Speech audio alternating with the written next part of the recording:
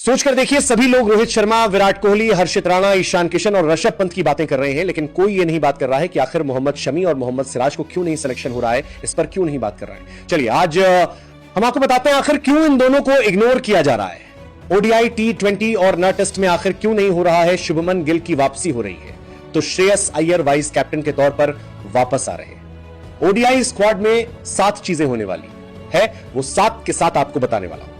वो 11 जनवरी से हमारी ओडीआई सीरीज शुरू होगी, जहां पर न्यूजीलैंड से होने वाले हैं, खास T20 वर्ल्ड कप से पहले। और ये इंपॉर्टेंट है।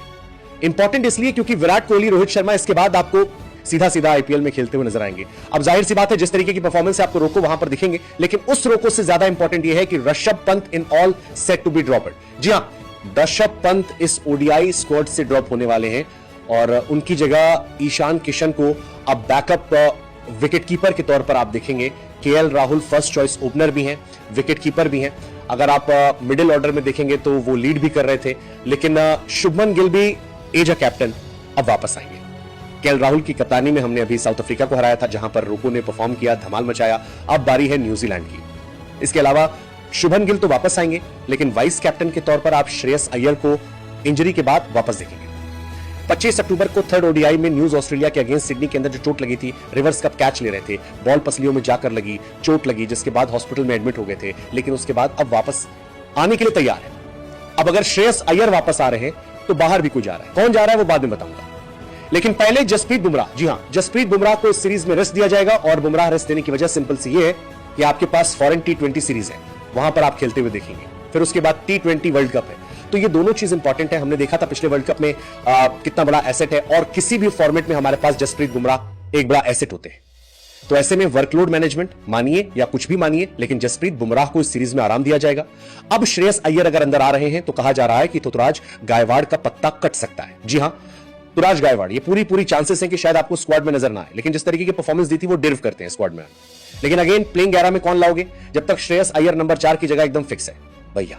जी हां, इसके साथ ही एक बार फिर से मोहम्मद शमी इग्नोर कर दी जाएंगे। सिलेक्टर्स ने अभी भी क्लियर कर दिया है कि मोहम्मद शमी हमें नहीं चाहिए। विकेटकीपर बैटर के तौर पर ईशान किशन आ गए हैं। टॉप ऑर्डर में रोहित शर्मा आएंगे। नंबर 4 पर आपके साथ सिंपल सा एक चीज देखेंगे कि वापस से हमारे वाइस कैप्टन श्रेयस अय्यर नजर आएंगे।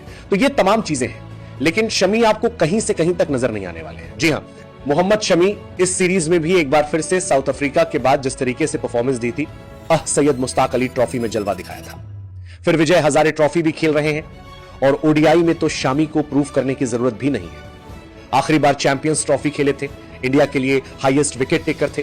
2023 के वर्ल्ड कप में हाईएस्ट विकेट टेकर थे, तो प्रूव करने की जरूरत नहीं है, लेकिन बावजूद इसके उनको इग्नोर किया जा रहा है। तो अगर टीम देखें उसमें जगह कहां बनती है, ये हम सबको पता है कि शामी की जगह बनती है हर्षित राणा, लेकिन आपको नजर आएंगे वहां पर शुभमन गिल कैप्टन होंगे, फिर रोहित शर्मा होंगे, साथ में विराट कोहली, श्रेयस अय्यर, केएल राहुल नंबर 5 पर, 6 पर हार्दिक, फिर अक्षर पटेल, और फिर उसके बाद कुलदीप यादव, देन मोहम्मद सिराज की वापसी हो रही है। ओडीआई सेटअप में एक बार फिर से साउथ अफ्रीका के अगेंस्ट नहीं थे, लेकिन न्यूजीलैंड के अगेंस्ट वापस आ रहे हैं। साथ में अर्शदीप होंगे, साथ में मेरे हिसाब से मोहम्मद शामी होने चाहिए, बट अगेन नहीं होने वाले।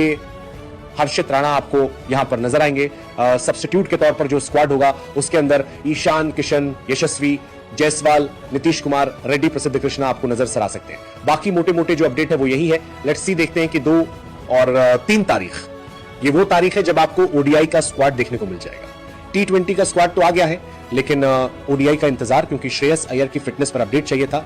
वो जैसे ही अपडेट मिला कंफर्म हुआ है। बातचीत ये चल रही है कि श्रेयस अय्यर फिट है एंड वाइस कैप्टन के तौर पर वापस आएंगे तो स्क्वाड भी तैयार हो जाएगा। बाकी आपका क्या कहना है वो आप कमेंट में जरूर बताइएगा।